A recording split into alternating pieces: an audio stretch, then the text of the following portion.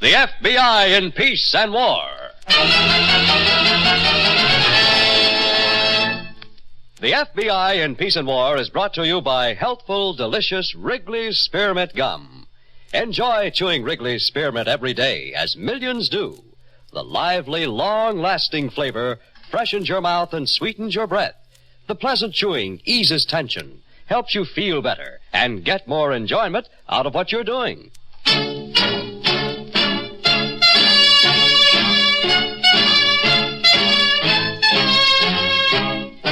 Another great story based on Frederick L. Collins' copyrighted book, The FBI in Peace and War. Drama, thrills, action. Tonight's story, The Literary Touch.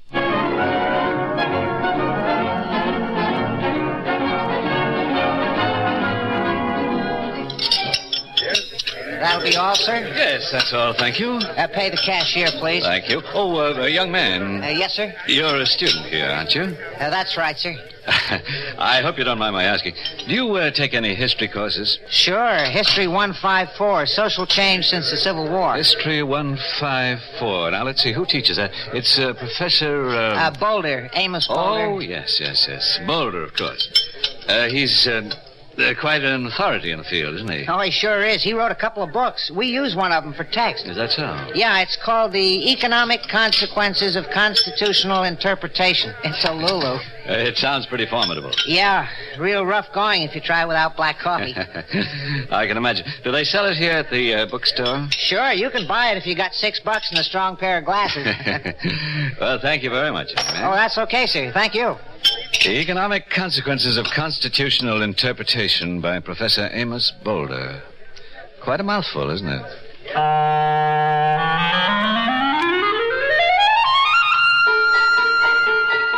The highest perch on the criminal social ladder is occupied by the swindler. And of all the fancy swindlers on record, none was more distinguished than Wallace Evans Malsby, born Walter Fiegelhammer. During his numerous short terms in prison, Malsby read a great many books and acquired a literary veneer that was useful in his racket. His victims were mostly writers and college professors, a gullible segment of the population. And then he quoted to me from my own book, and I couldn't very well dispute with an authority now, could I? Could I, Thelma? No, dear, of course not. Thelma, dear, I was trying to make a joke. Oh, dear, I'm so sorry. Thank you, my love. But, Amos, darling, what did the man want? Huh? What did he come to see you about? Oh, well, I'm coming to that. It's really quite exciting. Thelma, I don't think we want this to get around the campus. Not for a while, anyway. Of course not. I haven't told you what it is yet. I know. What is it, dear? Well, now, this Mr. Malsby, incidentally, he was rather impressed with my chapter on Theodore Roosevelt and the Panama Canal. That's a very good chapter. Yes. Mr. Malsby is quite a well-known publisher, and he's launching a new magazine, Historical Horizons. About history. Yes, dear. It's going to be very handsome, the way he describes it. $2 an issue, I believe. 12 issues a year. But can we afford it, Amos? Thelma, dear, he doesn't want me to buy a subscription to the magazine. He wants me to be editor-in-chief. Oh, darling, that's wonderful. When do you start? Well, now, the magazine isn't even published yet. Mr. Malsby is just lining up the staff. Oh, it sounds terribly exciting, Amos. I think it is. He's going to talk to some other men in our field. I gave him a few names. Editor-in-chief. Oh, can't I tell anybody, Amos? Not a soul, Thelma, now, not till I sign the contract. Mr. Malsby doesn't want any publicity until the right moment. When will that be? Well, I don't know, dear. Evidently, there are many factors in organizing a magazine of this scope. As Mr. Malsby explained it, there are what he calls angles.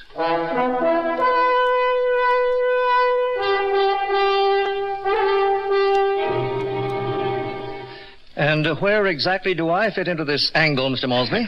Well, I'm coming to that, Professor. Very sensible. I have a class in exactly 5 minutes. Oh, really? Do you mind if I sit in? Afraid you'll be bored.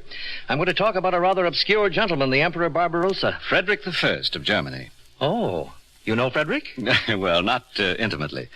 But I got quite interested after reading your monograph in the library. Well, did you now? Yes, I especially like the way you handled his attitude toward the Second Crusade. Really?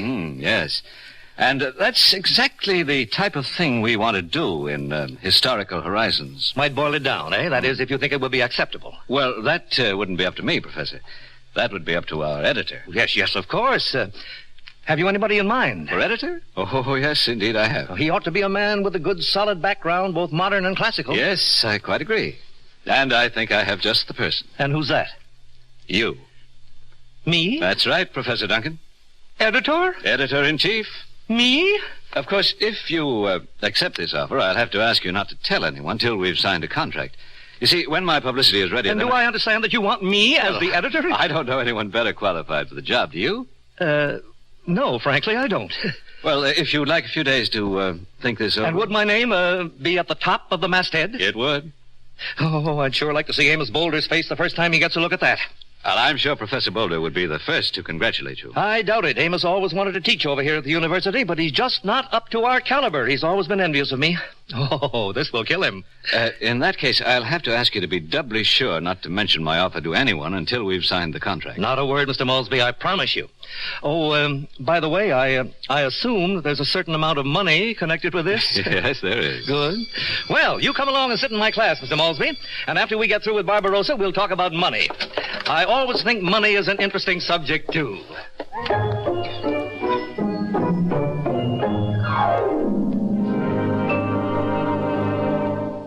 Back to the literary touch in just a moment. You know, friends, one reason you'll enjoy chewing Wrigley's Spearmint Gum is that it helps to keep your mouth feeling so fresh and clean. The lively, full-bodied flavor of Wrigley's Spearmint is really cooling and refreshing. Besides, the chewing itself gives you comfort because it helps to keep your mouth and throat pleasingly moist. Helps keep your teeth clean and bright, too. Try it and see for yourself.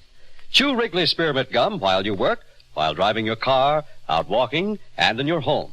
See how this delicious chewing gum helps to keep your mouth feeling fresh, cool, and clean. That's Wrigley's Spearmint Chewing Gum. Get some next time you go to the store.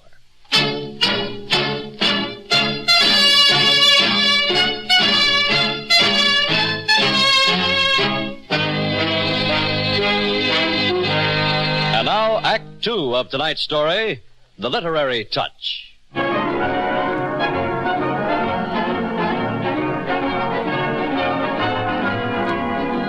As the nation's #1 literary swindler, Wallace Malsby's picture was almost standard decoration in post offices all over the country.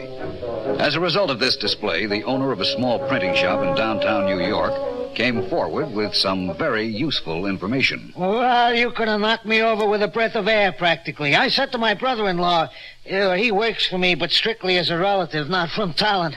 I said, look, Alfred, isn't that picture Mr. Malsby the Historical Horizons fella?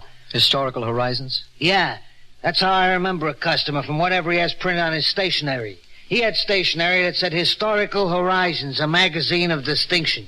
Do you have a copy of this stationery, Mr. Keeley? Sure, I gotta keep a copy. Yeah, every couple of months he sends me a new name to put on top of the masthead. We print everything the same, only we take this professor off the top of the list and put this professor in his place. Here's his last order. What's the date on that? September 14th, 2 months ago. And where did you send that order? Just where it says here, the Campus Inn, Halstead, New Hampshire. Say, Alfred was asking me what's this guy's racket, and I couldn't even figure it out myself. What does he do? Well, it's a pretty slick operation, Mr. Keeley. Supposing you let us see that order, and then I'll tell you how it works.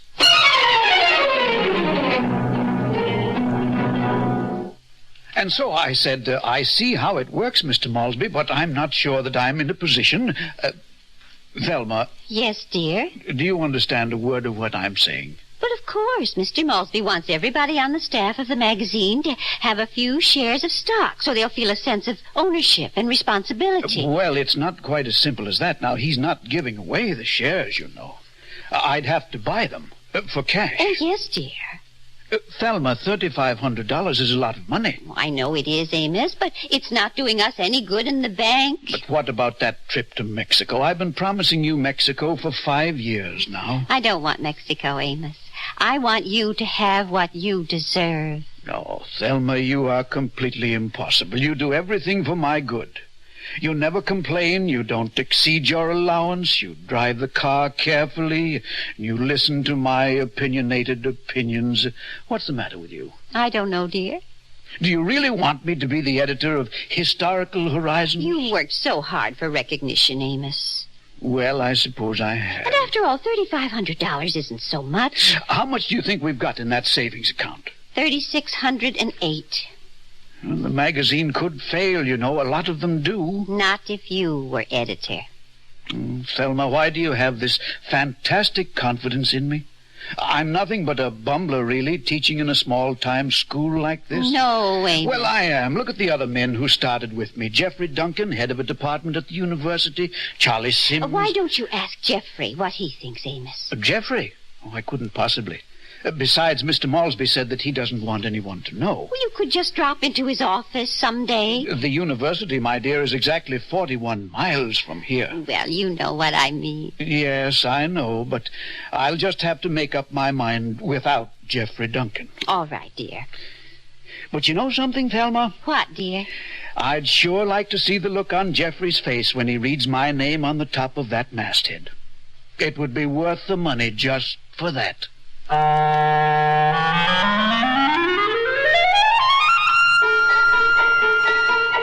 quick phone check of the campus inn at Halstead, New Hampshire sounded promising, so Agent Reynolds and I went up there with Malby's picture. When we found we had missed him by only a week, our next move was to interview members of the faculty to see if a swindle was in operation. It was, and doing very nicely. Well, Amos Boulder, of all people. Come in, Amos, come in. Well, what are you doing down here at the university? Well, I had some things to look up in your library, Jeffrey, and I thought if you weren't busy... Busy? I have absolutely nothing to do. Just a few hundred papers to correct, a faculty lunch at 1, a lecture tonight at the auditorium. Oh, now, if you're busy, I'm never too busy for you, Amos.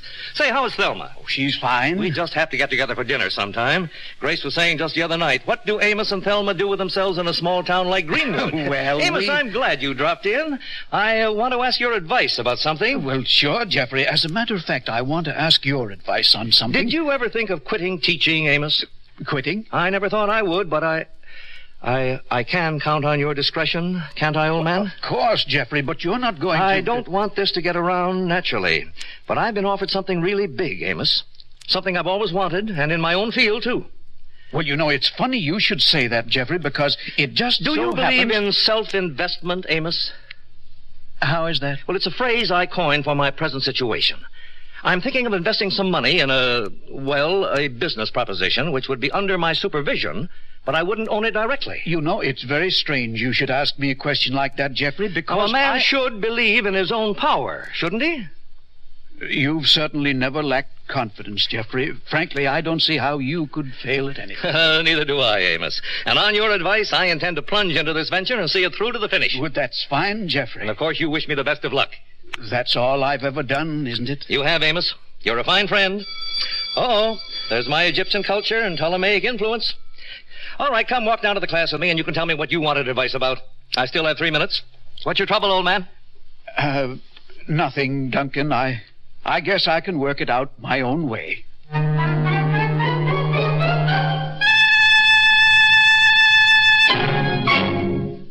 Back to the literary touch in just a moment. Friends, here's a modern, sensible way to satisfy that little hungry feeling you sometimes get between meals, especially when you want to go light. Chew a stick of refreshing, delicious Wrigley's Spearmint Gum. You see, Wrigley's Spearmint Gum is never rich or filling, yet it does satisfy your taste and give you that little pickup you want. Helps to tide you over until mealtime. It's one reason why Wrigley's Spearmint Chewing Gum is the favorite between-meal treat of millions. Always keep a package of Wrigley's Spearmint Gum right with you. And when you get that little hungry feeling but want to go light, chew a stick of this good-tasting gum. That's Wrigley's Spearmint Chewing Gum. Healthful, refreshing, delicious. And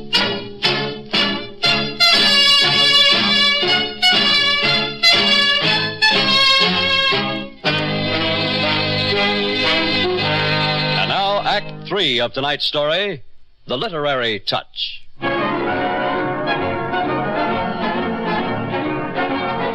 After we had talked to a few of the professors at Halstead, it became obvious that Malsby was making a grand tour of New England colleges setting up his swindle.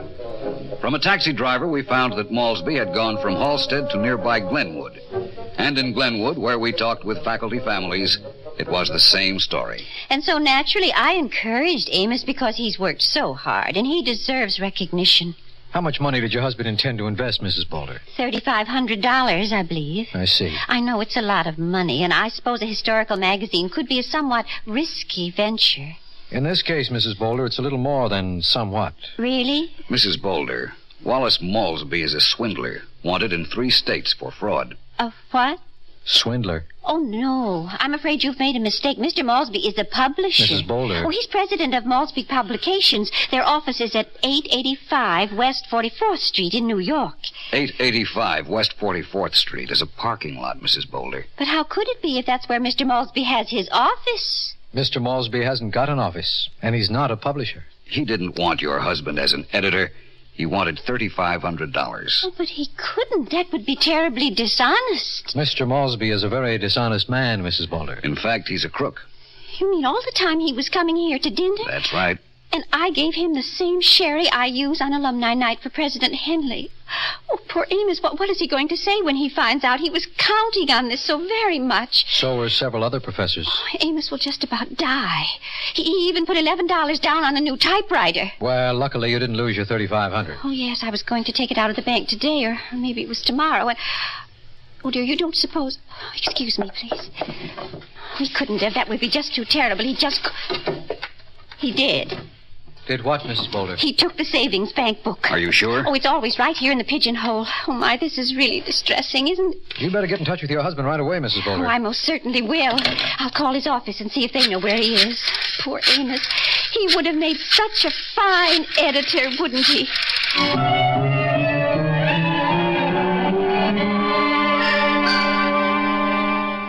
And that's why I dropped in, Jeffrey. I wanted you to be the first to know. Well, it must be something pretty important, Amos, if you drove 40 miles just to drop in. I guess it is, Jeffrey. Well, let's have it, old man.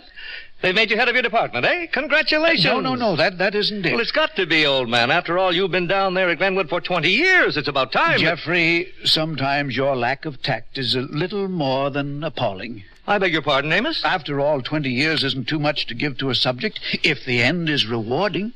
Quite true, and I apologize. Well, now tell me the good news. Well, it's not exactly for publication just yet, Jeffrey. In fact, I haven't even notified the college. Don't tell me you've written another book, Amos. No, not that, Jeffrey. But just 2 hours ago, I signed a contract to edit one of the foremost academic publications in America. Did you say edit? That's right. Well, now, really, Jeffrey, I don't see anything funny in that. No, of course you don't, but it really is funny, old man. Well, I failed to see it. I am just as capable... Of course you are, of course, old man. But the funny part is that I am now at liberty to accept congratulations on the very same score. I, too, am about to join the editorial fraternity. Oh, really? Yes, I'm expecting the publisher here any moment to sign my contract. Well, what do you know? Congratulations, Jeffrey. Well, thank you. So we're both taking the plunge, huh? That's right, old man. Say, why don't I buy an article from you and you buy one from me? Wonderful. We'll do it. After all, your subject is history. And what more fitting vehicle for your talents than my Historical Horizons? Historical Horizons. That is the name of my publication. Historical Horizons? Yes, rather fetching title, isn't it? I helped select it. As a matter of fact, Amos, are you ill? Yes. Oh, what's the matter, old man? Amos, close your mouth, old fellow. You look rather like an idiot. I am. What? I am, and so are you. So am I what? An idiot. Well, now, really, Amos. We both are. Vain, egotistical, pompous old idiots. I am not old, and furthermore, furthermore, you're not editor of Historical Horizons either. I beg your pardon? I said... I know you did, and if I am not, who is? I am. What? I just signed this contract 2 hours ago. Huh? Now, go ahead. Look at it. Oh. Old man, something is definitely amiss. I know, old man. Huh? Oh, excuse me. Go right ahead. Hello? Oh, yes. It's for you. Thank you. Old man. Don't mention it. Hello? Oh, hello, dear. Yes, I just dropped in on Jeffrey to... What? Yes, dear, yes, in a roundabout way. I just found out the same thing. Yes, it is rather distressing, but... Oh? Oh, they did? Well, that's good. Yes, of course, I'll drive right back. Oh, Thelma, tell them I'm bringing Professor Duncan with me. Huh? He's just as big a fool as I am. Yes, dear. Goodbye. I would like an explanation of this whole thing, Amos. So would I, Jeffrey. 2 FBI men have just arrested Dr. Malsby, and they're waiting at my house to talk to me, or rather, to us. Oh. Come along, Jeffrey. You know, I think this is going to be a rather painful interview, and we editors must stick together.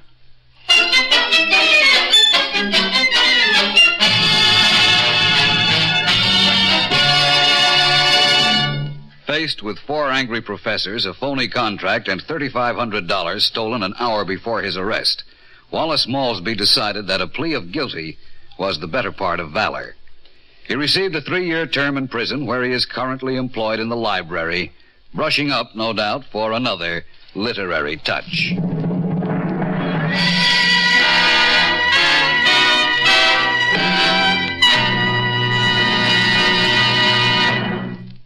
Remember, friends, to help keep your mouth feeling fresh and clean, chew Wrigley's Spearmint Gum.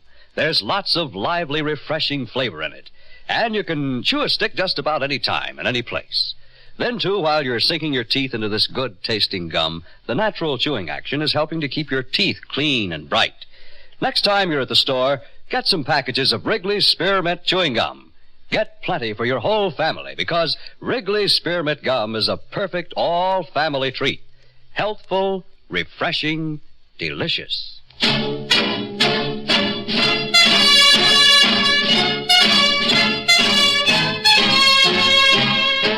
In tonight's story, Bill Smith played the part of Amos Boulder, and Walter Grisey was Jeffrey Duncan. This radio dramatization for the FBI in Peace and War was written by Louis Pelletier. These programs are produced and directed by Betty Mandeville. All names and characters used on the program are fictitious. Any similarity to persons living or dead is purely coincidental. This program is based upon Frederick L. Collins' copyrighted book, The FBI in Peace and War, and the broadcast does not imply endorsement, authorization, or approval by the Federal Bureau of Investigation.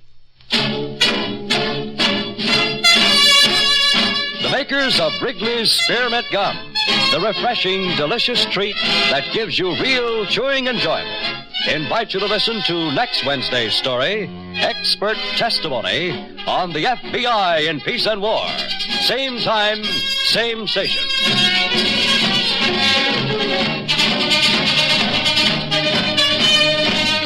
This is the CBS Radio Network.